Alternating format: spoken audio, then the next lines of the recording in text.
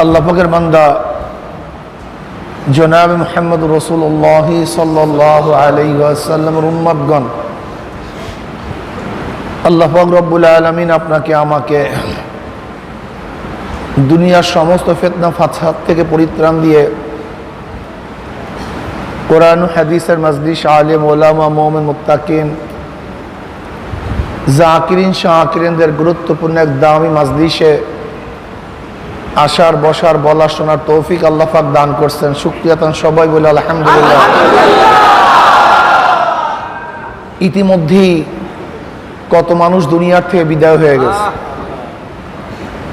কত মানুষ অসুস্থ অবস্থায় আছে, কত মানুষ রোজা রাখতে পারে না, কত মানুষ রোজা রাখার যোগ্যতা আছে কিন্তু রোজা রাখে না। কিন্তু আল্লাহ পাক আপনাকে আমাকে হায়াতে রেখেছেন, সুস্থ রেখেছেন, রোজা রাখার তৌফিক দান করছেন। আবার কত মানুষ তো রোজা রাখে, পরিবেশ নেই। আমরা মনে করি রোজা শুধু খানা পিনার থেকে পরিত্রাণ থাকা, জেমার থেকে নিজেকে হেফাজত রাখা, এতটুকুই রোজা না। চোখের রোজা, চোখের রোজা, কানের রোজা, জবানের রোজা, হাতের রোজা, পায়ের রোজা, অন্তরের রোজা, ঠিক না? এগুলি চোখের রোজার থেকে হেফাজত থাকার জন্য মাহওয়ালের প্রয়োজন। চোখের রোজা রাখার জন্য মাহওয়ালের প্রয়োজন। চক্ষু দিয়ে এদিকে যেতেই চায়, কিন্তু এমন এক জায়গায় অবস্থান করা যেখানে চক্ষু যেদিকেই দেই না কেন কোনো গুনাহ নজরে পড়ে না, এরকম এক জায়গা নির্বাচন করা। আল্লাহ পাকের শুকর, আজকে এখানে আমরা আসি, আমাদের চোখের মধ্যে কোনো গুনাহ নজরে পড়ে না, আলহামদুলিল্লাহ। এমনিতেই চোখের রোজা হচ্ছে। এরপরে কানের রোজা, কানের রোজার জন্য মাহওয়ালের প্রয়োজন। এমন এক জায়গা অবস্থান করা যেখানে গুনার আওয়াজ কানের মধ্যে না ঢুকে। আল্লাহ পাক এখানে থাকার কারণে অনিচ্ছা সত্ত্বেও কোরআনের আয়াত, জিকিরের আওয়াজ কানের মধ্যে ঢুকে, কিন্তু গান বাজনার আওয়াজ কানে ঢুকে না। এই সামনে সাউন্ড বাড়ায় দাও।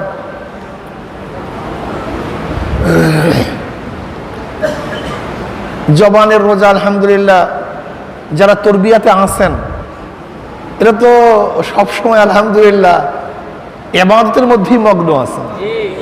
রুটিন ওয়ার্ক, একটা রুটিন ওয়াজে কাজ চলতেছে, এই সময় এইটা, এই সময় এইটা, এই সময় এইটা। তবে এখানে কিন্তু যেহেতু তরিকা সুলুকের মধ্যে আমরা আছি, একটা মানুষ কামিয়াব হওয়ার জন্য দুই পন্থার প্রয়োজন, তরিকা এশক, তরিকা সুলুক। তরিকা এশক, এশকের আগুন কলের মধ্যে জ্বালায়া দেওয়া, লাগায়া দেওয়া। আগুনের তাসির কি? আগুন নিজেই থাকবে, অন্য কাউকে থাকতে দিবে না। তো এশকের আগুন যখন কলবের মধ্যে লাগিয়া যায়, তখন গায়রুল্লাহকে জ্বালাইয়া একমাত্র আল্লাহর ওজুদকে প্রতিষ্ঠিত করে। লা ইলাহা ইল্লাল্লাহ, নাই নাই, কেউ নেই, সব বাদ। ইল্লাল্লাহ, একমাত্র আল্লাহ, আল্লাহ, সবই আল্লাহ, সবই, সব কিছু আল্লাহর জন্য। অন্তর থেকে গায়রুল্লাহকে দূর করা, আল্লাহর ওজুদকে প্রতিষ্ঠিত করা, এটা জিকির, এলমে মারিফাত, এলমে এশক, এলমে মুহাব্বত। মুহাব্বতের আগুন, এশকের আগুন যখন কলবে লাগিয়া যায়, তখন আল্লাহ ব্যতীত তার অন্তরের মধ্যে আর কিছু বাকি থাকে না। যে দার দেখতাও হুমাই, তু হি তু হয়, তু হি তু হয়, তু হি এক হালাত। তবে এখানে শুধু তরিকা এশকের মধ্যে একটু ভেজালও আছে, সতর্ক থাকতে হয় খুব বেশি। আমি দেখছি আমার নজরে যাদের মধ্যে এশক, মুহাব্বত গালেব, মোহাব্বত বৃদ্ধি পায়, তাদের মধ্যে সাধারণ নিয়ম কানুন মানতে চায় না। এটা মোহাব্বতের তাসির। তখন যদি মানার থেকে একটু গাফেল হয়ে যায়, এই ব্যক্তিগুলি গুমরা হয়ে যায়। এই গুমরা হবেই, কোনো সন্দেহ নেই। যখন কারোর মধ্যে হালাত তারি হয়, হালাত আসে, তখন তার উচিত বেশি বেশি শায়েখের সাথে সম্পর্ক রাখা, বেশি বেশি দেখা করা, বেশি বেশি কাছে যাওয়া, বলা আমার এই অবস্থা সেই অবস্থা। কিন্তু দেখবেন অনেকেই আছে তখন নিজেকে অনেক বড় মনে করে, নিজে বুঝতে যে তারা বুঝবি কি, অমুক কি তমুক কি, এ বোঝার কোনো ক্ষমতা নাই। এটাও শয়তানের ওয়াসওয়াসা, এটা শয়তানের ওয়াসওয়াসা। দেখেন নামাজের মধ্যে আপনি দাঁড়াইছেন, আপনার অনিচ্ছায় আহ উ হতেই পারে, চিল্লান হতেই পারে, এটা আশ্চর্য হওয়ার কিছু নেই। অনিচ্ছা হতেই পারে, অনিচ্ছায় কাশি আসে না, অনিচ্ছায় হাসি আসে, এই হাসি আসে না, আসতেই পারে। আচ্ছা যদি ইচ্ছে করে কেউ কাশি দেয় নামাজ থাকবে? কিন্তু অনিচ্ছায় যদি কাশি দেয় কোনো সমস্যা আছে? যদি অনিচ্ছায় কাশি দেয় সমস্যা আছে? ইচ্ছায় কাশি দেয়, দেখেন এই মাসালা সহজ। ইচ্ছা কইরা কাশি দিছেন কি নামাজ শেষ, অনিচ্ছায় দিছেন নামাজের সমস্যা হয়নি। অনিচ্ছায় আহ বের হতে পারে, বের হতে পারে, নামাজ নষ্ট হয়নি। কিন্তু যখনই প্রথম তো চিল্লান দিছেন অনিচ্ছায়, কিন্তু দ্বিতীয়টা দিছেন ওইটার ইত্তেবায় অনুসরণে, এখন কি অবস্থা আপনি বলেন? এখন বলেন তো কত সতর্ক থাকা উচিত? আপনিই ফতুয়া দেন, আপনিই বলেন একটু ভুলের কারণে নামাজটা শেষ হয়ে গেছে, আর আপনি বলছেন আমার নামাজ আছে। এখন বলেন তো কত সতর্ক থাকা চাই নামাজের মধ্যে যাদের হালাত হয়, এখন বলেন তো তাদের কত সতর্ক থাকা চাই? অনেক সতর্ক থাকা যায়, কিন্তু আমরা সতর্ক থাকি না তা না। আলহামদুলিল্লাহ হাজারো মুজাহিদরা তো খুবই সতর্ক আছে, কিন্তু যারা সতর্ক থাকি না, আপনি বলেন তো আপনার নামাজের অবস্থাটা কি? কত নামাজ শেষ করছেন? কঠিন। এর জন্য খুব বেশি বেশি সোহবাতে থাকা আসা দরকার, বেশি বেশি মানা দরকার, আর আল্লাহর কাছে বেশি বেশি দোয়া করা উচিত। আল্লাহ এমন হালাত আমার মধ্যে তারই না হোক যা নামাজের ক্ষতি হয়, এমন হালাত তারই না হোক। এটা খুব খেয়াল রাখা চাই ভাই, খুব খেয়াল রাখা চাই। কিন্তু যখন আমার মধ্যে হালাত চলে আসে তখন এই বয়ানগুলিও মানতে চাই না, এটা আর এক সমস্যা। তখন আর এক সমস্যা মারাত্মক, তখন নসিহাত মানতে চাই না, নসিহাত কাজে লাগে না। কারণ মুহাব্বতের তাসিরই হলো সে যা বুঝে সেইটাই সবচেয়ে বড় বুঝ মনে করে। যেমন দেখবেন কোনো ছেলে মেয়ে যদি কারোর প্রেমে পড়িয়া যায় তখন সে কোনো বুঝই মানতে চায় না, এটা মারাত্মক। এটা মুহাব্বতের একটা খাসিয়াত, এটা মুহাব্বতের চরিত্র।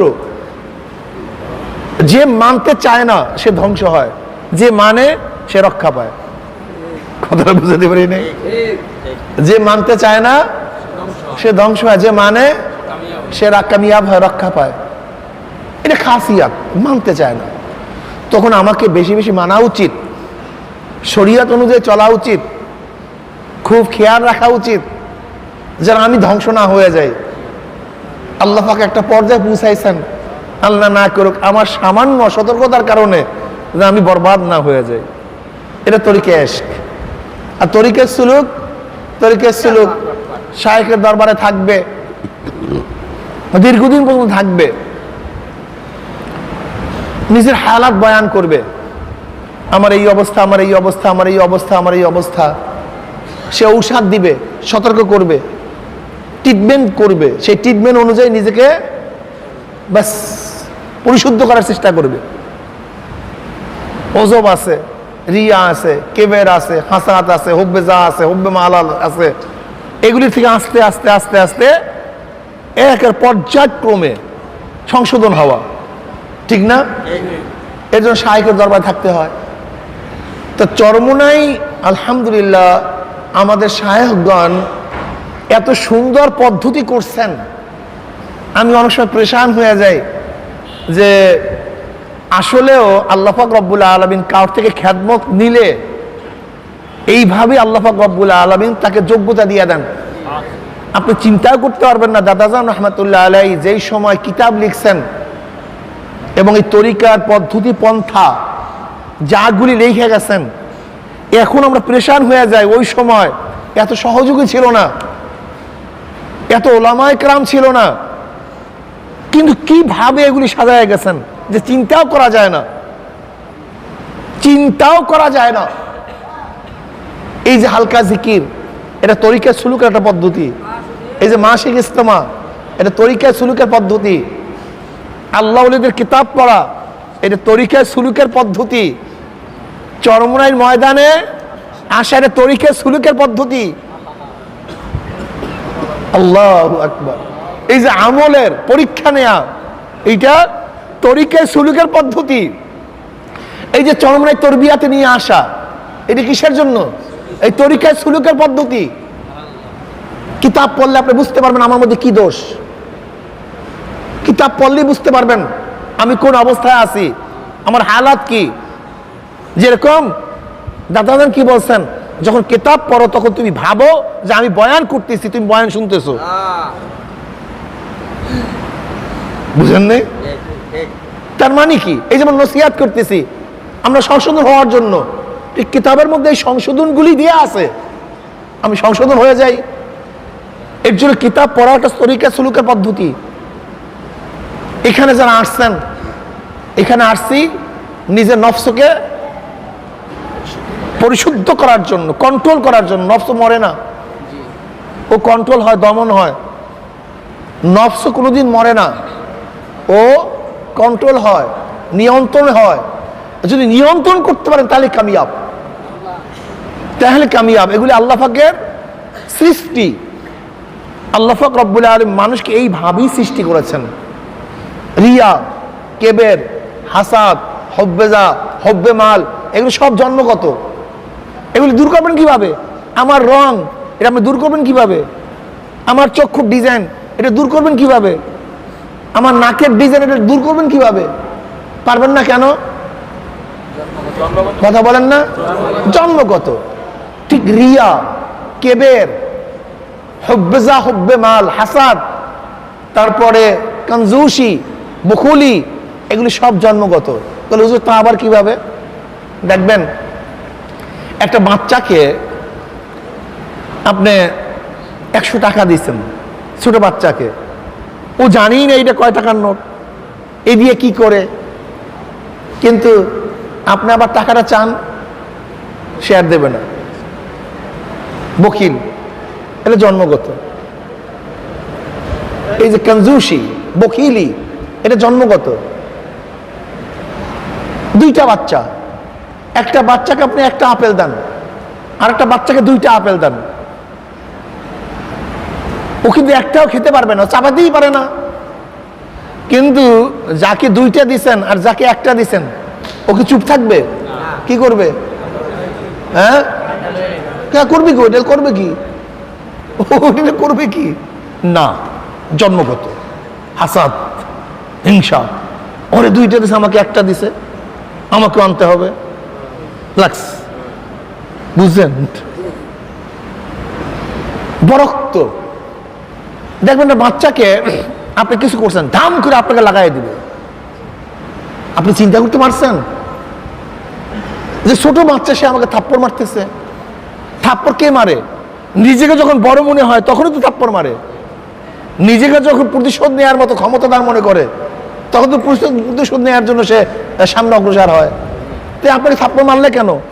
ও ভাবে কি যে তোমাকে পারবো আমি দমন করতে। এটা জন্মগত। এগুলি কিছু দূর করা সহজে সম্ভব না, এগুলি দমন করা। বাস আল্লাহ পাক দমনই চান, এর চেয়ে বেশি কিছু চানো না। আল্লাহ পাক চান এটাকে কন্ট্রোল করতে। কেবের জন্মগত, কেবের না করা, বাস। বরক্ত না করা। হাসাদ জন্মগত, হাসাদ না করা। গজব, রাগ, এটা জন্মগত, কন্ট্রোল করা। কন্ট্রোল করতে পারছেন, কামিয়াব হয়ে গেছেন। কন্ট্রোল করতে পারেন না, জানোয়ার হয়ে গেছেন। এইটা এমন না যে আমার মধ্যে থাকবেই না, আমি আপনার মধ্যে থাকবে না, তা আপনি ফেরেশতা। মানুষ এবং ফেরেশতার মধ্যে পার্থক্যটা কি?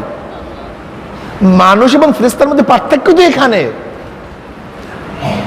জন্মগতভাবে এইগুলি ফেরেশতাদের মধ্যে নাই। চাহিদা ফেরেশতাদের মধ্যে নাই। দেখার আকর্ষণ, কোন সিনেমা দেখার আকর্ষণ, কোন ভালো মেয়ের দিকে তাকানোর আকর্ষণ, এইটা ফেরেশতাদের মধ্যে আছে। কার মধ্যে? মানুষের মধ্যে। ভালো খাওয়ার আকর্ষণ ফেরেশতাদের মধ্যে নাই। গান শোনার আকর্ষণ ফেরেশতাদের মধ্যে, ড্যান্স দেখার আকর্ষণ ফেরেশতাদের মধ্যে, এটা তো নাই ওদের মধ্যে, আছে আমাদের মধ্যে। আল্লাহ পাক এইভাবেই আমাদেরকে সৃষ্টি করেছেন, ওদের মধ্যে নাই, আমাদের মধ্যে আছে। আল্লাহ পাক রব্বুল আলামিন তার কুদরতে 3 ধরনের মাখলুকাত সৃষ্টি করছেন। কয় ধরনের? নাম্বার 1 ফেরেশতা, নাম্বার 2 জানোয়ার, নাম্বার 3 মানুষ। ফেরেশতা, জানোয়ার, মানুষ। না ভাই কি বলেন তো, কি জানি? আল্লাহ পাক ফেরেশতা সৃষ্টি করছেন, তার মধ্যে চাহিদা দান করেন নাই, প্রবৃত্তি নাই, প্রবৃত্তি নাই, জ্ঞানের সীমা সংখ্যা নাই, জ্ঞানী আর জ্ঞানী, লেকিন চাহিদা নাই, প্রবৃত্তি নেই।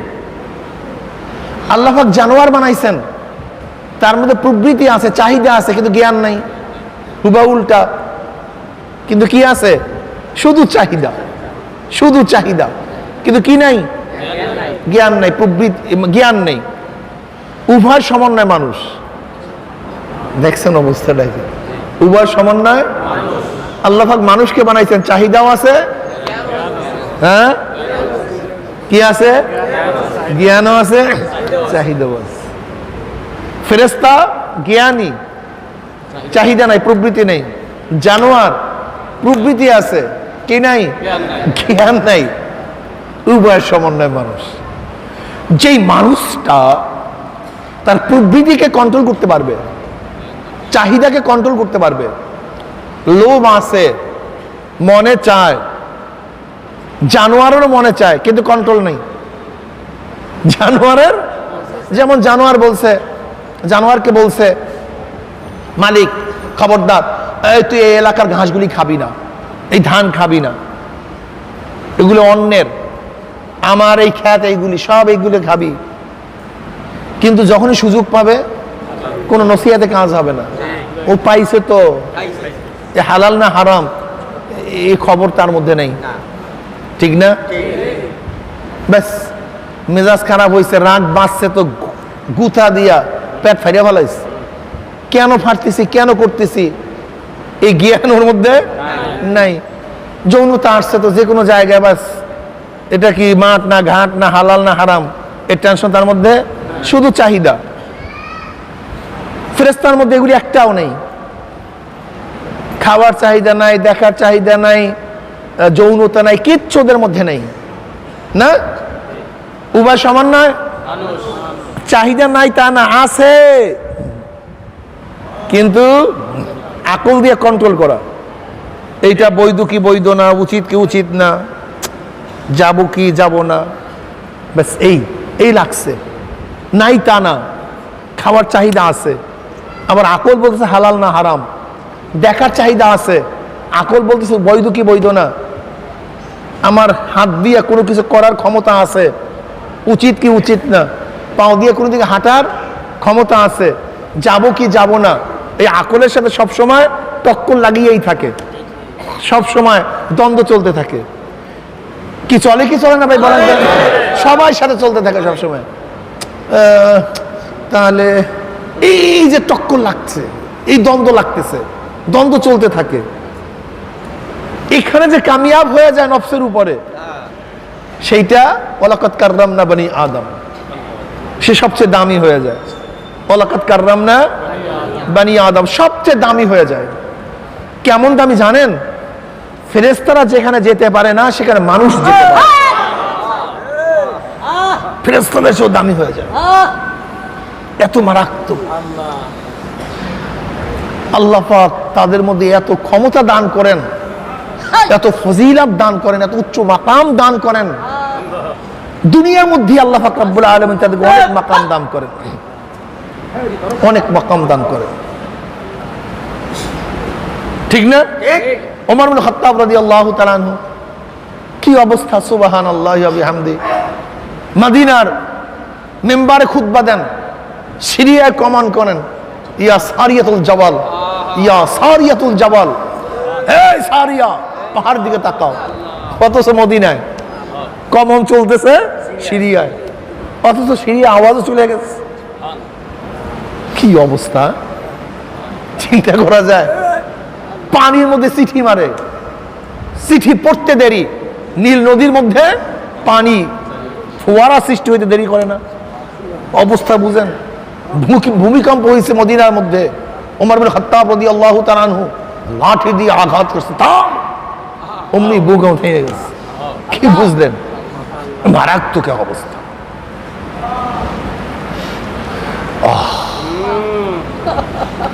এরকম ঘটনা বহুত আছে। রশিদ আহমদ গঙ্গুই রহমতুল্লাহ আলাইহির ঘটনা আমরা দেখছি। রশিদ আহমদ গঙ্গুই রহমতুল্লাহ আলাইহি একবার হজে গেলেন একদল কাফেলা। হঠাৎ ঝড় শুরু হয়ে গেছে, বিশাল ঝড়। ক্যাপ্টেন বলতেছে, নাবিক বলতেছে যে হাজিগণ, জাহাজ কোথায় যাইতেছে জানি না, অবস্থা খুবই খারাপ, আল্লাহর কাছে দোয়া করেন। হাজিরা রুমাল, খাজুর, তসবিহ যে যা নিয়ে আসছে সব হাজির করে আল্লাহর কাছে বলছে, আল্লাহ ছোট মাসুম বাচ্চার জন্য এটা নিয়ে আসছে, তোমার অমুক নেক বন্দার জন্য এটা নিয়ে আসছে, অমুকের জন্য এটা নিয়ে আসছে, আল্লাহ তুমি আমাদেরকে মাফ করে দাও, আমাদেরকে ঘরে ফিরে দাও। কান্নাকাটি রোল পুড়ে গেছে। জীবন বাঁচবে এরকম কোনো নমুনা দেখা যায় না, কোনো নমুনা নেই। এরকম হায়বাত চলতেছে, কান্নাকাটি চলতেছে।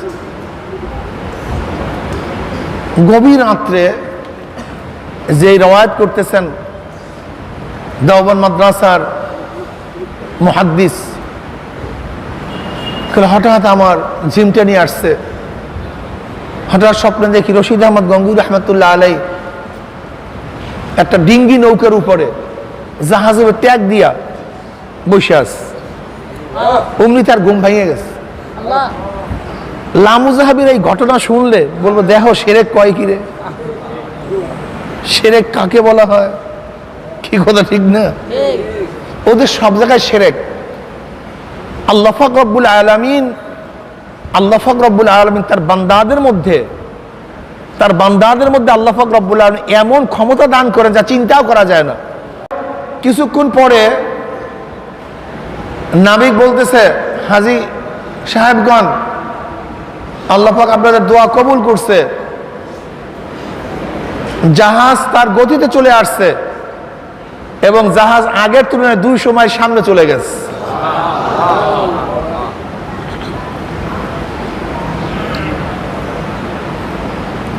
এর জন্য যে যত বেশি নফসকে কন্ট্রোল করতে পারবে সে তত কামিয়াব হয়ে যাবে। সবাই তো মানুষ, কিন্তু বেলাল হাবশী রাদিয়াল্লাহু তাআলা আনহুর এই মর্যাদা কেন? নবী আলাইহিস সালাতু ওয়াস সালাম মেরাজের রজনীতে সামনে সামনে আওয়াজ পাইতেছেন। জিবরিল আলাইহিস সালাতু বললেন, ভাই জিবরাইল কিসের আওয়াজ? বলে বেলাল হাবশীর পায়ের আওয়াজ। বেলাল হাবশী হাঁটে জমিনের মধ্যে, পায়ের আওয়াজ আরশের মধ্যে। চিন্তা করতে পারছেন? আল্লাহ এই তরিকা সুলুক এখানে আসছেন, 24 ঘন্টা রুটিনের মধ্যে আছেন। তরিকা সুলুকের একটা মেহনত হলো ইকরামুল মুসলিমিন, মুসলমানদের খেদমত করা, যে কোনো খেদমত আঞ্জাম দেয়া। এখানে যারা দায়িত্বে আছেন, যারা এই কাফেলা আসছে, তরবিয়াতে আসছে, এদের উচিত এই মাঝে মাঝে বাথরুম সাফ করার ব্যবস্থা করা, এই ঝাড়ু দেওয়ার ব্যবস্থা করা, যে কোনো খেদমত আঞ্জাম দেয়া, এই মাঠ পরিষ্কার করা। এইটাও কিন্তু এই মুজাহেদার একটা নিয়ম। এটা করবেন, ইকরামুল মুসলিমিন করবেন। যদি কোনো কাজ না পান, কমপক্ষে এক ভাই আর এক ভাই বিছানা লাইসা দিবেন, এক ভাই আর এক ভাইয়ের বিছানা সুন্দর মতো ঝাড়িয়া লাসিয়ে দিবেন, এটা খেদমত। কমপক্ষে অভ্যাসটা হোক খেদমতের। যদি আর কিছু না পারেন, এই মসজিদ দিয়ে নামবেন, জুতাগুলি সোজা করবেন, সব জুতাগুলি সোজা করতে থাকবেন এক একজনে, এটা করবেন। ঝাড়ু নিয়ে ঝাড়ু দিতে থাকবেন, মাদ্রাসার খেদমত করবেন, কাজ করবেন। আবার কেউ কেউ করবেন যে আমরা বাথরুমগুলি পুরো সাফ করব, নাজাফত। এক ইহুদি এক রাস্তা দিয়ে হাঁটতেছে, বলতেছে এই রাস্তা দিয়ে মুসলমান হাঁটে নাই 2-4 দিনে। তাহলে বুঝলা কিভাবে? বলে এই যে দেখো রাস্তার মধ্যে ময়লা, যে এই রাস্তা দিয়ে মুসলমান হাঁটে সেই রাস্তার মধ্যে ময়লা থাকে না। এইটা হলো মুসলমানদের আলামত। এই জন্য খেদমত আঞ্জাম দেওয়া চাই, খেদমত করবেন। এক ভাই আর এক ভাই খেদমত করবেন, এক ভাই আর এক ভাইয়ের ভাত আনিয়ে দিবেন, দস্তরখান বিছাইয়া দিবেন। এইটাও তরিকে সুলুকের একটা অংশ, এইটাও তরিকে সুলুকের একটা অংশ। ইকরামুল মুসলিমিন করা, খেদমত করা, এক মুসলমান আরেক মুসলমানকে প্রাধান্য দেয়া। ওই উসিরুনা আলা আনফুসিহিম ওয়ালাউ কানা বিহিম খাসাসা।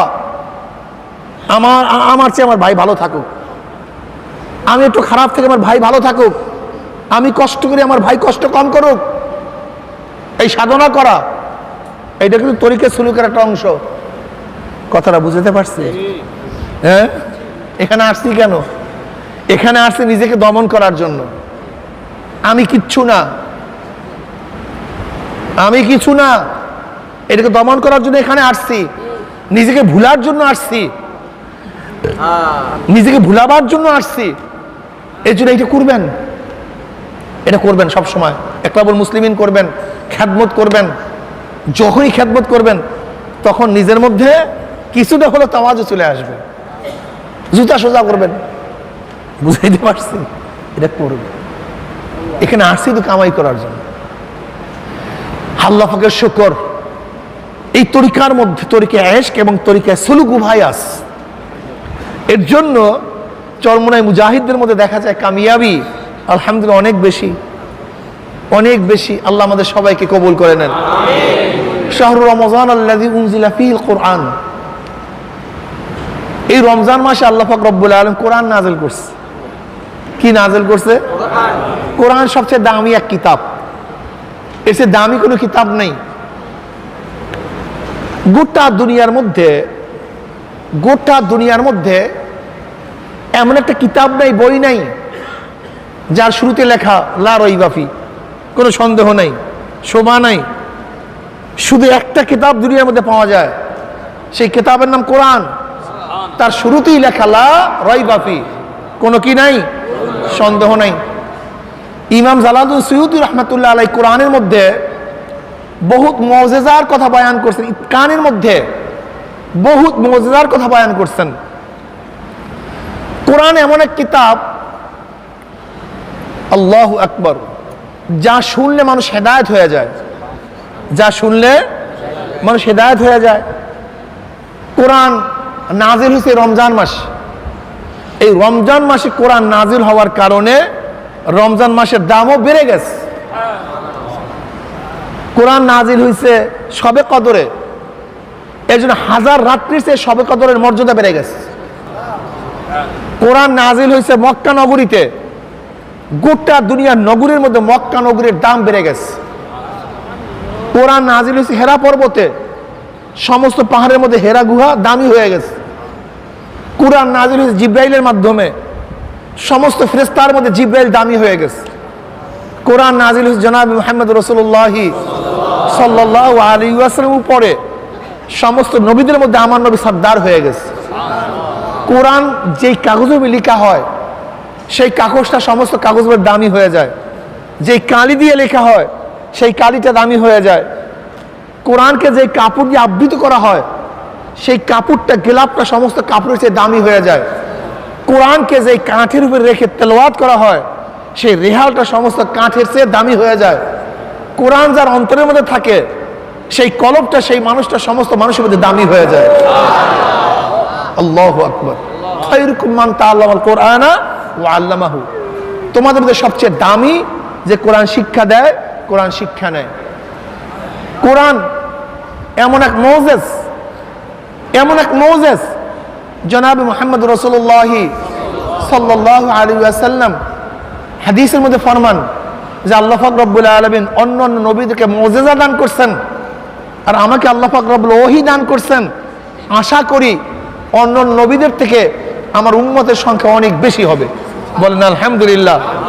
এর কারণটা কি? অন্য অন্য নবীদের মুজিজা তাদের সাথে সম্পৃক্ত ছিল। সালেহ আলাইহিস সালাতু উট ছিল, হযরত মূসা আলাইহিস সালাতু লাঠি ছিল, তাদের সাথে সম্পৃক্ত। তারা যতদিন ছিলেন ততদিন মুজিজা আছে, তারা নাই, মুজিজা শেষ, তার মাধ্যমে আর হেদায়েত হবে না। কিন্তু জনাব মুহাম্মদ রাসূলুল্লাহ সাল্লাল্লাহু আলাইহি ওয়াসাল্লামের কাছে যে কোরআন আসছে, এমন মুজিজা আমার নবী থাকবে না, কোরআন থাকবে। কিন্তু কোরআন কোরআন গোটা মানুষকে কিয়ামত পর্যন্ত রাহনুমাই করতে থাকবে, পথ প্রদর্শন করতে থাকবে। কোরআন নাযিল হওয়ার পরে কাফেররা আশ্চর্য হয়ে গেছে, কি করবে, এর মোকাবেলা কিভাবে করবে? জনাব মুহাম্মদ রাসূলুল্লাহ সাল্লাল্লাহু আলাইহি ওয়াসাল্লাম কোরআন তেলাওয়াত করতেন। আখনাস ইবনে শারিক, আবু সুফিয়ান, আবু জাহেল নবী আলাইহিস সালাতু ওয়াস সালামের হুজরা মুবারকের কাছে গিয়ে কোরআন তেলাওয়াত শুনতো। সারা রাত মজা মরিয়া কোরআন তেলাওয়াত শুনতো। এত আকর্ষণ কোরআনের তেলাওয়াতের মধ্যে, এত আকর্ষণ, এত মধুর। ভোরে যখন ঘরের দিকে ফিরতেছিল, একে অপরের সাথে দেখা সাক্ষাৎ। উভয় নেতা, আবু সুফিয়ানও আরবের মধ্যে নেতা, আখনাস ইবনে শারিক অনেক বুদ্ধিমান এবং মুরব্বী, আবু জেহেল তো আবুল হাকাম, সে তো সর্দার। যারা প্রবীণ সর্দার জ্ঞানী, তারা নবী আলাইহিস সালাতু ওয়াস সালামের কোরআন তেলাওয়াত শুনতেছেন। এখন আপসের মধ্যে পরামর্শ করতেছে, দেখো যদি আমরা নবী মুহাম্মদের কোরআন তেলাওয়াত শুনি, এটা যদি সাধারণ মানুষ দেখে তাহলে কাউকে ফিরানো যাবে না। আজকে আমরা উভয় প্রতিজ্ঞাবদ্ধ হই যে না, আমরা নবী মুহাম্মদ সাল্লাল্লাহু আলাইহি ওয়াসাল্লাম কোরআন তেলাওয়াত শুনবো না। বাস পরের দিন প্রত্যেকে চিন্তা করছে, যেহেতু ওয়াদা করছি কোরআন শুনবো না, আজকে আবু সুফিয়ান আসবে না। আবু জাহেল চিন্তা করছে আজকে আবু সুফিয়ান এবং আখনাস আসবে না। আখনাস চিন্তা করছে আজকে আবু সুফিয়ান আর আবু জাহেল আসবে না। আবু সুফিয়ান চিন্তা করছে আবু জাহেল আসলে আখনাস আসবে না। প্রত্যেকের জায়গার থেকে চিন্তা করছে অমুকে আসবে না, আমি যাব, অমুকে আসবে না, আমি যাব। যখন রাত্র অন্ধকার হয়ে আসছে, প্রত্যেকের জায়গার থেকে আমার নবীর ঘরের কিনারায় গিয়া দাঁড়ায় গেছে। আর আমার নবী কোরআন তেলাওয়াত করা শুরু করছে। মজা মারিয়া কোরআন তেলাওয়াত শুনতেছে, খুব মজা মারিয়া শুনতেছে। ব্যাস যখন সোফে সাহাদে পরিষ্কার হয়ে যাবে, ভাগা শুরু করছে। একটার সাথে আর একটা টক্কর লাগছে। কিরে, আমি তো আবু সুফিয়ান। আবু জাহেল বলছে তোমাকে বললাম না আসবা না। আবুল হাকাম, ফাইজলামি করবি না, তুইও তো নিয়াত করছিস আসবি না, তুইও তো শপথ করছিস আসবি না, তাই তুই আসবি কেন? তুই আমাকে বলস, তুই আসছিস কেন? বুঝেন না? আখনাস বলতেছে তুমি আসছো কেন, তুমি আমাদেরকে বাধা দাও। এখন উভয় বলতেছে এতে হবে না, এতে কাজ হবে না।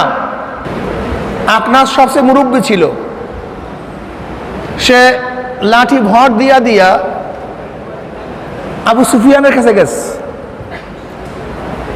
গিয়া বলতেছে আবু সুফিয়ান, মুহাম্মাদের উপর যা আসছে এ ব্যাপারে তোমার অভিমত কি? তুমি কি বলো?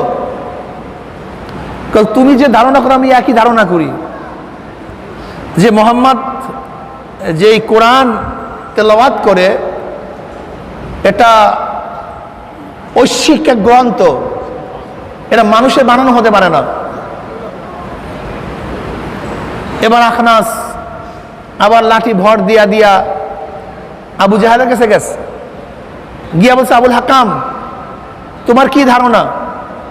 বলে দেখো শোনো, বনি আব্দুল মানাফের সাথে বনি আব্দে মানাফের সাথে বংশক্রমে তাদের সাথে আমাদের সাথে সম্মান এবং ইজ্জত এর লড়াই চলতেছিল।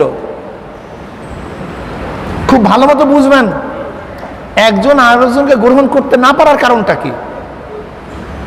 বংশক্রমে তাদের সাথে আমাদের সাথে মর্যাদার লড়াই চলতেছিল। তাদের মধ্যে সেকায়া আছে, আমাদের মধ্যে সেকায়া আছে। তারা মানুষকে পানি পান করায়, আমরাও মানুষকে পানি পান করাই। তাদের মধ্যে সাকাওয়াত আছে, আমাদের মধ্যে সাকাওয়াত আছে। তারা মানুষকে দান করে, আমরা মানুষকে দান করি। তাদের দারুণ নদওয়া আছে, আমাদের দারুণ নদওয়া আছে।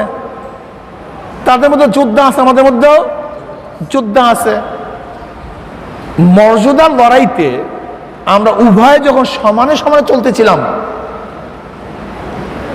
উভয় ঘোড়া ঝানুগুলি পরস্পরের মধ্যে স্পর্শ করতেছিল, সমানে চলতেছিলাম।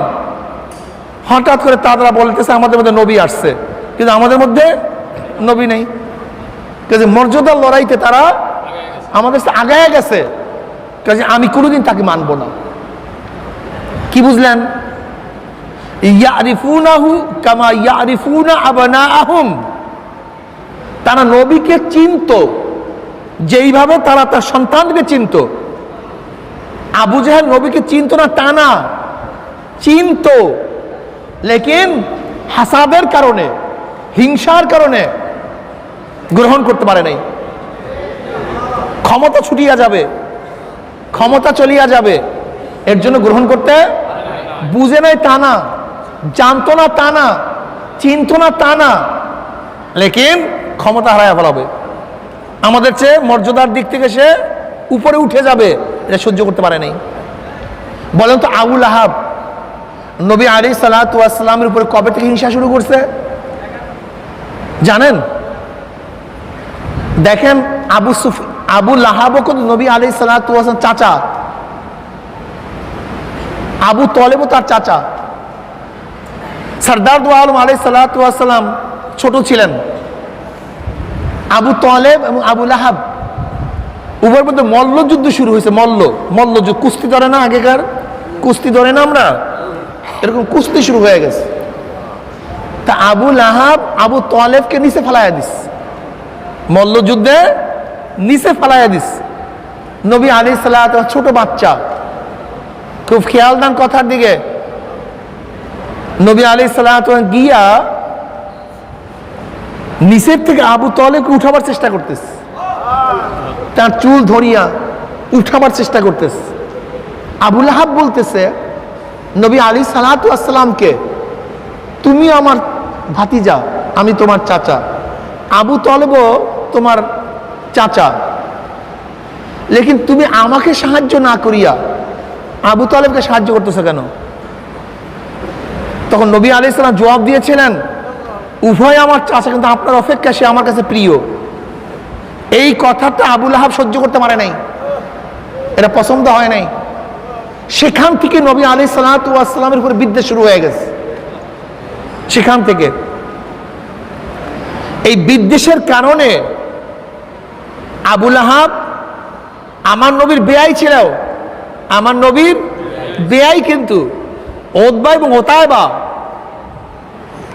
এবং ওতায়বা তার দুই সন্তান আবু লাহাবের, এই দুই সন্তানকে আমার নবী আলাইহিস সালাতু ওয়াস সালামের দুই কন্যা রুকাইয়া এবং উম্মে কুলসুমকে বিবাহ দিছিল উতবা এবং ওতাবার কাছে। কিন্তু নবী আলাইহিস সালাতু ওয়াস সালামের উপরে যখন সূরা লাহাব নাযিল হয়েছে, তখন ক্ষিপ্ত হয়ে গেছে। তার দুই ছেলে, তার দুই কন্যাকে তালাক দিয়ে দিছে, এবং উতবা ওতায়বা নবী আলাইহিস সালাতু ওয়াস সালামকে অনেক নির্যাতন করছে, অনেক অপমান করছে। আপন জামাই। হিংসা এমন একটা জিনিস, হিংসা এমন এক জিনিস যে সত্যকে গ্রহণ করতে পারে না, সত্যকে মানতে পারে না। কিসের কারণে? ওই আবু লাহাব ছোটবেলার মধ্যে নবী আলাইহিস সালাতু ওয়াস সালামের উপরে যেই হাসাদ সৃষ্টি হয়েছে, যে ক্ষিপ্ততা সৃষ্টি হয়েছে, এই কারণে সত্যকে গ্রহণ করতে পারে নাই। আজকেও দেখবেন হাজারো মানুষ সত্য বুঝে, হক বুঝে, চরমনাই হক বুঝে, ভালো বুঝে, এদের দ্বারা হাজারো মানুষ হেদায়েত হচ্ছে। প্রশ্ন করলে বুঝে, কিন্তু গ্রহণ কেন করতে পারে না? ও আপনারা বলিয়া ফেলাইছেন, আমি তো বললাম।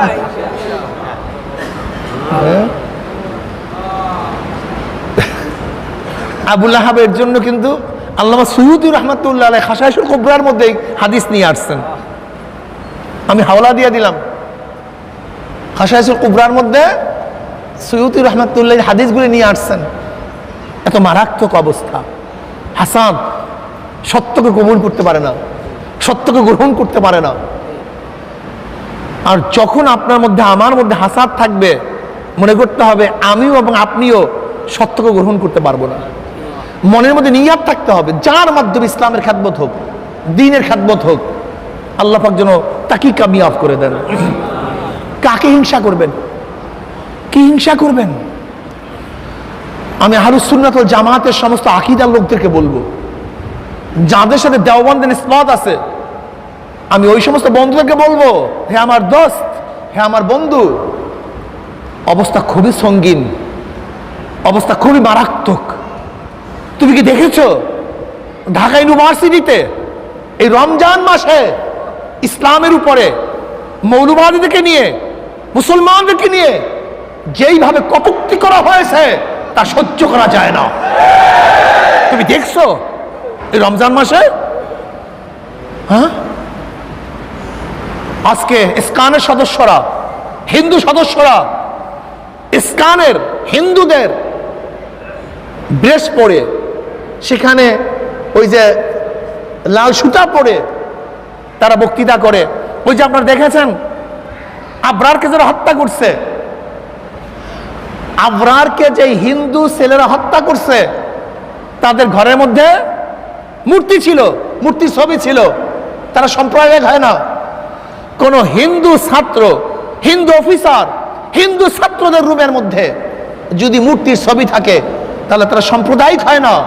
কিন্তু কোনো মুসলমান সন্তানের ঘরের মধ্যে, তার কামরার মধ্যে যদি কাবা শরীফের কোনো ছবি থাকে তাহলে তাদেরকে সাম্প্রদায়িক বলা হয়। আজকে মুসলমান সন্তানদেরকে ধ্বংস করে ফেলছে ক্ষমতায়।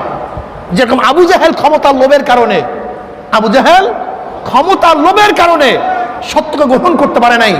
আজকে আমাদের হাজার মুসলিম সন্তানরা এই ক্ষমতার লোভের কারণে তারা সত্যকে গ্রহণ করতে পারে না। আল্লাহু আকবার, আল্লাহ মাফ করে দেও। আপনারা জানেন ক্ষমতা কি জিনিস?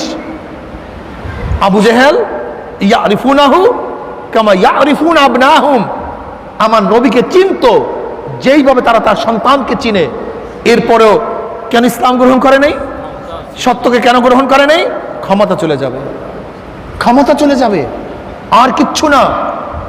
আজকেও দেখেছি আমি হাজারো মানুষ, আরে ভাই এ তো অনেক আগের গল্প, আগের কাহিনীর দরকার নেই। বর্তমানেও দেখবেন যদি আপনি যান এক জায়গায়, ভাই আপনি ইসলামের পক্ষে রায় দেন, ভোট দেন, ইসলামের পক্ষে কথা বলেন, ইসলামের পক্ষে আসেন, ইসলাম কি ভালো না?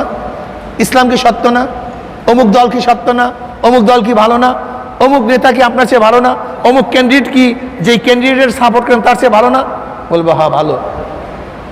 তাই ঘটনা কি আপনি গ্রহণ করেন না কেন? অমনি সে ফাওরান জবাব দিবে, ভাই আমি তো অমুক দলের একটা পোস্ট হোল্ড করি। দেখেন ফাওরান জবাব দিবে, আমি অমুক দলের অমুক ওয়ার্ডের পোস্ট হোল্ড করি। কি পোস্ট? আমি অমুক ওয়ার্ডের অমুক ইউনিটের সভাপতি, অমুক দলের অমুক ইউনিটের সেক্রেটারি, অমুক দলের অমুক ইউনিটের সাধারণ সম্পাদক, সাংগঠনিক সম্পাদক। দেখেন খুব ভালো মতো বুঝেন, হক বুঝছে কিন্তু গ্রহণ করতে পারে নাই কেন? ক্ষমতা। সভাপতিগিরি ক্ষমতাটা কি? ওয়ার্ডের, ইউনিয়নের না, ওয়ার্ডের সভাপতি, ছোট্ট এক ক্ষমতা। হক বুঝছে, গ্রহণ করতে। আচ্ছা ওই ব্যক্তি যদি ইউনিয়নের সভাপতি হইতো, ইউনিয়নের সেক্রেটারি হইতো, তাহলে হক গ্রহণ করা কঠিন হইতো না সহজ হইতো? কি আপনারা বুঝেন না কথা? আরো। আচ্ছা যদি থানার হইতো, হ্যাঁ, যদি জেলার হইতো, যদি বিভাগের হইতো, যদি দেশের হইতো, কেন গ্রহণ করতে পারে না? কারণটা কি? যদি প্রাইম মিনিস্টার হইতো, প্রেসিডেন্ট হইতো, তখন অবস্থা কি হতো জানেন? একদিকে আল্লাহকে দেখা যায়, ওই যে দেখা আল্লাহ দেখা যায়, ওই আল্লাহ দেখা যায়, এদিকে ক্ষমতা, একবার আল্লাহ একবার ক্ষমতা। আল্লাহকে ধরতে গেলে ক্ষমতা, তখন কি বলবে? আল্লাহ পরে দেখবো, না আগে ক্ষমতা ঠিক করে নিয়ে। আপনি দেখেন না, হাজারো মানুষ হক বুঝে না তা না, হাজারো মানুষ হক বুঝে না তা না, দুইটা কারণে হককে গ্রহণ করতে পারে না। কয়টা কারণে বলেন? এই পেট পিট, লোভ এবং ভয়, দুইটা, আর কিচ্ছু না। কি ভাই? লোভ আর ভয়। লোভ, আমার ক্ষমতার লোভ, আমার সেক্রেটারির লোভ, সভাপতির লোভ, চান্দার লোভ, অমুকের লোভ, এমপির লোভ, মিনিস্ট্রির লোভ। লোভ আর একটা ভয়, জেলে যাব, মাইর খাবো, অত্যাচারিত হব, জুলুমের শিকার হব। এই দুই কারণে মানুষ হককে গ্রহণ করতে পারে না। দুই কারণে হক বুঝে না তা না।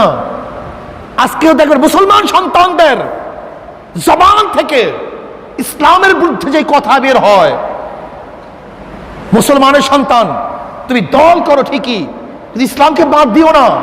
মুসলমানের সন্তান দল করো ঠিকই, কিন্তু আলেমদেরকে গালি দিও না। আজকে মুসলমানের সন্তানদের মুখের কথা শুনলে চিন্তাও করা যায় না, মুসলমানের সন্তান আসলে তো মুসলমানের সন্তান কিনা আমি জানি না, নাম মুসলমান, কিন্তু ওর কথাবার্তার মধ্যে যে বক্তৃতা করে মুসলমানের সন্তানরা এক সেকেন্ডের জন্য তার ঈমান থাকার কথা না। ক্ষমতার লোভ এত মারাত্মক, এত মারাত্মক। কি হবে ক্ষমতা? তুমি কি দেখো নাই হাইকোর্টের মাজারে গিয়া দেখো কত ক্ষমতাসীনরা শুয়ে আছে, সেখানে কুকুর পায়খানা করে, সিগাল পায়খানা করে, নামও কেউ নেয় না। আর ইয়ারউদ্দিন খলিফা সাহেব রহমতুল্লাহ আলাইহি কোনো ক্ষমতাবান ছিলেন না, আজও তার জন্য সবাই দোয়া করে। হ্যাঁ, তুমি ক্ষমতার পাগল হয়ে গেছো, ইসলাম ছেড়ে দিচ্ছ, ইসলামের কটূক্তি করছো, ইসলাম তোমার কাছে ভালো লাগে না। আজকে আমরা কি দেখেছি? বাংলাদেশের বুকে নতুন ভাবে ওই মুদির এবং বিজেপির সদস্যরা বাংলাদেশের সাম্প্রদায়িক দাঙ্গা লাগাবার চক্রান্ত করতেছে। দেখবেন প্রায় ওই মুদির যারা সদস্য আছে, বিজেপি যারা সদস্য আছে, ইসলামের কটূক্তি করবে, ইসলামের কটূক্তি করবে। নওগাঁতে বোরখা পরার কারণে বাংলাদেশের বুকে মুসলিম মেয়েদেরকে আঘাত করবে, সহ্য করা যায় না। চিন্তা করেন, এসব সাম্প্রদায়িক দাঙ্গা সৃষ্টি করার চক্রান্ত চলতেছে, এ দেশকে যুদ্ধ বাজাবার জন্য চক্রান্ত করতেছে। মুসলমান সতর্ক হও, আর নিজেরা গালি দাও, কটূক্তি করো। আমি তোমাদের হাতেও ধরি, পায়েও ধরি, আমি তোমাদের হাতেও ধরি, পায়েও ধরি, যাদের আকীদা আহলে সুন্নাত ওয়াল জামাতের আকীদা, দেওবন্দের নিসবত আছে, কেউ কারোর উপর গালি দিও না, বিদ্বেষ রাখিও না। অবস্থা খুবই সঙ্গীন। তুমি কি দেখেছো এই রোজার মধ্যে আমাদের মুসলিম সন্তানদের মাথার মধ্যে ইসলামের কি বিদ্বেষ ঢুকানো হয়েছে? তাদের বক্তৃতা শুনছো, তোমার রক্ত ঠিক থাকবে না, সেই অবস্থা চলতেছে। এই জন্য অনুরোধ করি, পায়ে ধরি, হাতেও ধরি, আপুসের মধ্যে মিল মোহাব্বত পয়দা করার চেষ্টা করো, বারবার বৈঠকের চেষ্টা করো, লেকিন বিদ্বেষ রাখিও না। বিদ্বেষ রাখা ঠিক হবে না, কেউ বাঁচতে পারবে না, বাঁচার সুযোগ কাউর হবে না। এই দেশকে গ্রাস করার জন্য চক্রান্ত চলতেছে, খুব সতর্ক থাকো।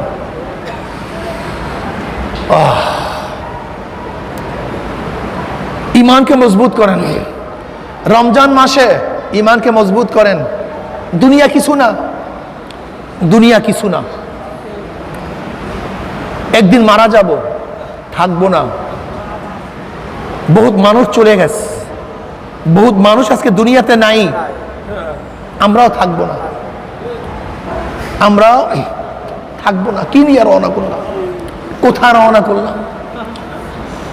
কি নিয়ে রওনা করলাম? আমার উপায়টা কি হবে? যাদের কবরের চিন্তা ছিল তারা এই কবর নিয়ে কত টেনশন করত। আমার দাদাজান রহমতুল্লাহ আলাই ওইখানে খাটছিল, মৃত্যুর কিছুদিন আগেও এই কবরের দিকে তাকায়া তাকায় কান্দে, দাড়ি মোবারক ভিজিয়া ভিজিয়া পানি পড়ে, আর বারবার বলতেছিল ওই অন্ধকার কবর আমি একা কেমনে থাকবো, একা কেমনে থাকবো। আমার আব্বাজান রহমতুল্লাহ আলাই যখন অসুস্থ, এই যে জামিয়া ছিল ওখানে অসুস্থ অবস্থায় ছিল, থাকতে সুবিধা, খেদমত করতে সুবিধা। আব্বাজান রহমান খাদেম বলতেছেন, হুজুর আমাকে বলতে, হুজুর হুজুর কি এখান থেকে তাড়াতাড়ি সরান। বলে কেন, কি হয়েছে? হুজুর কবরের দিকে তাকাই মনে হয় যেন কলিজা বের হয়ে যাবে। আল্লাহ, আসলে আমাদের কি উপায়? আমরা তো চিন্তাই করি না, সারাদিন দুনিয়া দুনিয়া।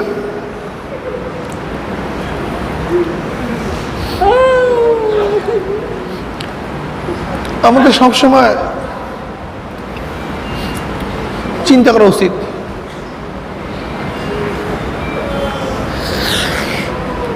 ইয়া আইয়ুহাল্লাযীনা আমানু তাকুল্লাহা ওয়াল তানজুর নাফসুম মা কদ্দামাত লিগাদিন ওয়াত্তাকুল্লাহ।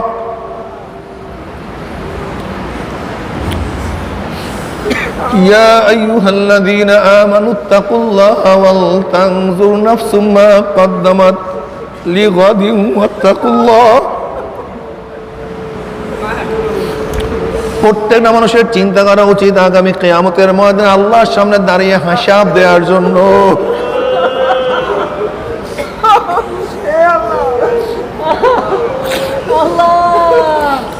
ওয়াল তানজুর নাফসুম মা কদ্দামাত লিগাদিন ওয়াত্তাকুল্লাহ।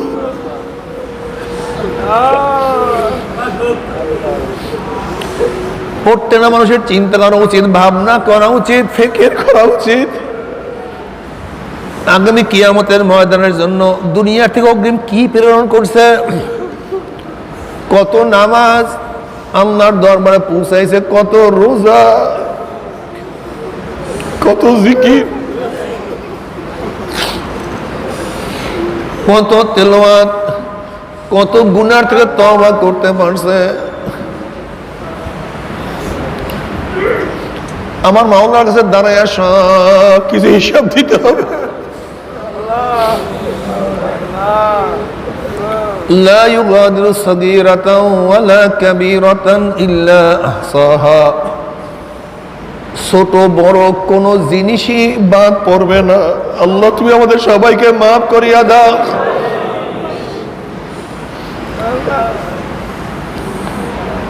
ছোট বড় সব কিয়ামতের ময়দানে সব কিছু হাজির হয়ে যাবে। আজকে রমজানের 6 দিন চলিয়া যাইতে আছে, রহমতের 6 দিন চলিয়া যাইতে আছে। জানি না রহমত পাইলাম কি পাইলাম না, জানি না রহমত পাইলাম কি পাইলাম না।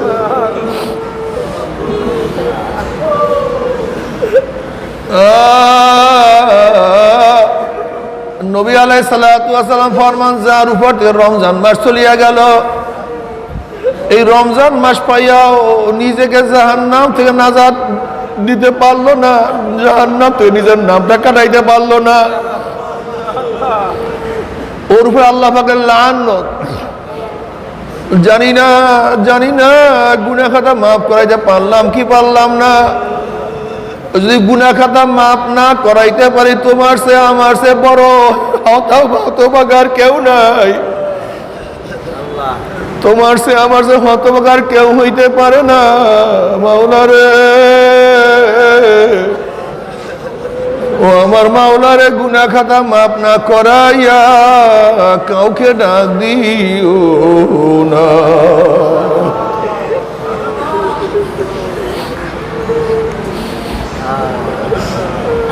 আমার মাওলা রহমান, আমার মাওলা রহিম, আমার মাওলা গফফার, আমার মাওলা সত্তার। সাবাকাত রহমাতি আলা গজাবি, সাবাকাত রহমাতি আলা গজাবি। আমার মাওলা হাদিসে কুরসির মধ্যে ফরমান, আমার রহমত আমার রাগের উপর দান্য পেয়ে গেছে, আমার রহমত আমার রাগের উপর দান্য পেয়ে গেছে। ও বান্দা, তুই গুনাহ করছো, যত গুনাহ করছো, যদি তওবা করার মতো তওবা করতে পারো, তওবা করতে দেরি আমি মাওলা মাফ করতে এক সেকেন্ডও দেরি করব না। আমার মাওলা এত মেহেরবান, আমার মাওলার সে কেউ বড় মেহেরবান হইতে পারে না। আমার মাওলা ডাক দেন, কুল ইয়া ইবাদিয়াল্লাযীনা আসরাফু আলা আনফুসিহিম লা তাকনাতু মির রাহমাতিল্লাহ, লা তাকনাতু মির রাহমাতিল্লাহ, লা তাকনাতু মির রাহমাতিল্লাহ, ইন্নাল্লাহা ইয়াগফিরুয যুনুবা জামিয়া। বান্দারে, তওবা করার মতো তওবা করতে পারো, আমি মাওলা তোদেরকে মারুম করব না। আল্লাহ, আল্লাহ তুই আমাদের সবাইকে মাফ করিয়া দাও, বাবারে গুনাহ থেকে তওবা করো। ওমর ইবনে খাত্তাব রাদিয়াল্লাহু তাআলা মদিনার গলি থেকে হাঁটতেছেন, অপর দিক থেকে একটা যুবক আসতে আসে, দেখে হাতের মধ্যে একটা বোতল। ওমর ইবনে খাত্তাব রাদিয়াল্লাহু বুঝছেন ওই বোতলের মধ্যে মদ হবে, আসলে মদ ছিল। যুবক তো বাগের সামনে পড়িয়া গেছে, ওমরের সামনে পড়িয়া গেছে। যে ওমরকে দেখলে শয়তান পর্যন্ত রাস্তা ছাড়িয়া পলাইয়া যাইতো, ওমরের সামনে হাতের মধ্যে মদ, উপায় নাই, আজকে আর বাঁচতে পারবো না। ওমরের সামনে দুনিয়াতে সাহায্য করার কেউ নাই, ওমরের থেকে বাঁচাবার ক্ষমতা কেউ রাখে না, কিন্তু শুধুমাত্র একজনই বাকি, আমার মাওলা।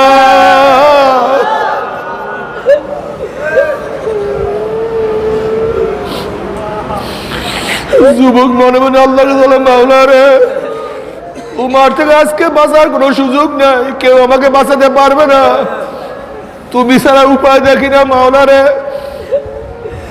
আজকে তো উমারের থেকে তুমি আমাকে বাঁচাইয়া দাও, তুমি উমারের থেকে নাজাত দিয়া দাও। আমি নিয়াত করলাম, আমি ওয়াদা করলাম আর কোনোদিন মদ পান করব না। আল্লাহ পাক রব্বুল আলামিনের কাছে তওবা করার সাথে সাথে আমার মাওলা তার তওবাকে কবুল করিয়া ফেলাইছে। উমর ইবনে খাত্তাব রাদিয়াল্লাহু তাআলা যুবকের কাছে গিয়া বলেন, হে যুবক, তোর হাতের মধ্যে কি? যুবক বলছে, আমার হাতের মধ্যে সেরকা। উমর ইবনে খাত্তাব রাদিয়াল্লাহু তাআলা যখন বোতলকে কায়েদ করছে, দেখে বোতলের মধ্যে মদ নাই, সমস্ত মদ সেরকা হইয়া গেছে। যেই মাওলা উমরের থেকে নাজাত দেওয়ার জন্য সমস্ত মদকে সেরকা বানাইয়া ফেলাইছে, সেই মাওলার কাছে তওবা করার মতো তওবা করতে পারি, আমার মাওলার সমস্ত গুনাহকে নেক বানাইয়া ফেলাইবে। আল্লাহ, আমার মাওলা সমস্ত গুনাহকে নেকের দ্বারা পরিবর্তন করিয়া দিবে। বাবার রমজান মাসের 6 দিন চলিয়া যাইতে আছে, রহমতের 6 দিন চলিয়া যাইতে আছে। জানি না রহমত পাইলাম কি পাইলাম না, জানি না গুনাহ খাতা মাফ করাইতে পারলাম কি পারলাম না। আজকে এক তো রমজান মাস, আবার জুমার দিন, আবার রোজাদারকে সঙ্গে নিয়ে জাকিরিন শাকিরিন উলামায়ে কেরামদের সঙ্গে নিয়ে আজকে মাওলার কাছে দোয়া করো, মাওলা রে,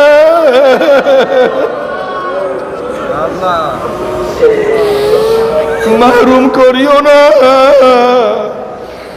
তোমার খাস গোলাম বান্দি না বানাইয়া ডাক দিও না। আল্লাহুম্মা আমিন, আল্লাহুম্মা আমিন, আল্লাহুম্মা আমিন। মাওলা রে, ও আমার মাওলা রে, রমজানের 6 দিন চলিয়া যাইতে আছে, জানি না রহমত পাইলাম কি পাইলাম না,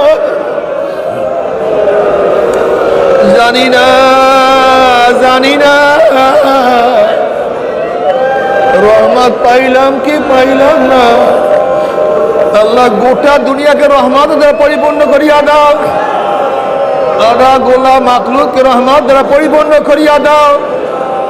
আল্লাহ গোটা মানুষকে রহমত দ্বারা পরিপূর্ণ করিয়া দাও। আল্লাহ গোটা মুসলমান মুমিনকে রহমত দ্বারা পরিপূর্ণ করিয়া দাও। মাওলা রে, আমাদের রহমত নাজিল করো। আল্লাহ আমাদের আওলাদ রহমত নাজিল করো। মাওলা হে, আমার ছোট ভাই বাচ্চা অসুস্থ, আহমদ রহমত নাজিল করো, ওকে পরিপূর্ণ সুস্থ করিয়া দাও। মুসাদ্দিক ভাইয়াকে পরিপূর্ণ সুস্থ করিয়া দাও। যারা অসুস্থ পরিপূর্ণ সুস্থ করিয়া দাও। যাদের পরিবার পরিজন অসুস্থ পরিপূর্ণ সুস্থ করিয়া দাও। মাওলা, আমাদের কলব অসুস্থ, আমাদের কলবকে সুস্থ করিয়া দাও। আমাদের কলবকে সুস্থ করিয়া দাও। আমাদের কলব সুস্থ করিয়া দাও।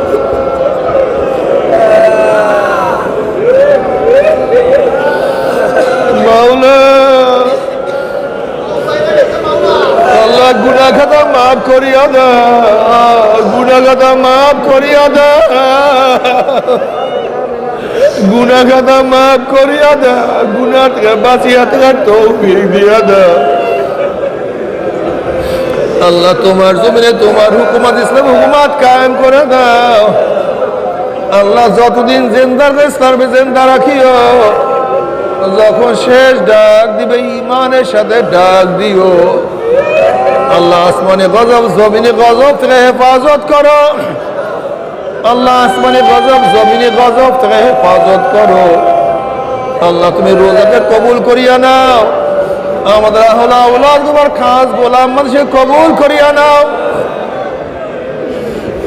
আল্লাহ যত মুমিন মুমিনাত, যত মুজাহিদরা কবরে শুয়ে রয়েছে, চিরতরে তাদের কবরকে জান্নাতের বাগিচা বানায়া দাও। আমাদের শায়খ ও মুর্শিদের কবরকে জান্নাতের বাগিচা বানায়া দাও। মা দাদা সহ তামাম দুনিয়ার মাশায়েখদের মাকামকে জান্নাতের মধ্যে বুলন্দ করে দাও। তরিকার নিসবত দান করো। তোমাদের ওলিদের রুহানি ফয়েজ দান করো। আল্লাহ তোমার মারিফতের নূরের বাতি আমাদের কলবের মধ্যে জ্বালায়া দাও। আসমানে গজব জমিনে গজব থেকে আমাদের সবাইকে হেফাজত করো। আমাদের জেহেন শক্তি বাড়াইয়া দাও। সহি ইলম অর্জন করার তৌফিক দিয়া দাও। সহিভাবে আমল করার তৌফিক দিয়া দাও। রব্বিরহামহুমা কামা রাব্বায়ানি সগীরা। ওয়া সাল্লাল্লাহু তাআলা আলা খায়রি খালকি মুহাম্মাদ ওয়া আলিহি ওয়া আসহাবিহি ওয়া আজওয়াজিহি ওয়া আতবাইহি আজমাইন। আরহামনা মাহুম برحمتك